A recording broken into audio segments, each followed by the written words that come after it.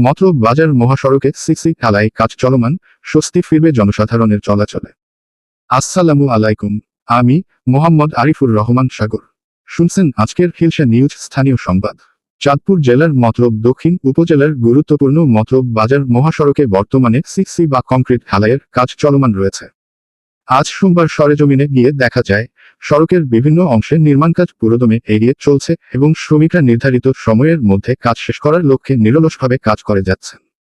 মতলব বাজার মহাসড়কটি উপজেলার অন্যতম ব্যস্ত সড়ক হওয়ায় প্রতিদিন অসংখ্য যানবাহন ও সাধারণ মানুষ এ পথে চলাচল করে থাকেন। দীর্ঘদিন ধরে সড়কের বিভিন্ন অংশের বেহাল অবস্থার কারণে যাত্রী ও চালকদের দুর্ভোগ পোহাতে হচ্ছিল। বিশেষ করে বর্ষা মৌসুমে চলাচল আরও ঝুঁকিপূর্ণ হয়ে উঠত। স্থানীয় বাসিন্দারা জানান, সড়কটির সংস্কার এবং সিসি ঢালাই কাজ সম্পন্ন হলে যানবাহন চলাচল অনেক সহজ হবে। একই সঙ্গে কমে আসবে দীর্ঘদিনের ভোগান্তি এবং এলাকার যোগাযোগ ব্যবস্থায় নতুন গতির সঞ্চার হবে।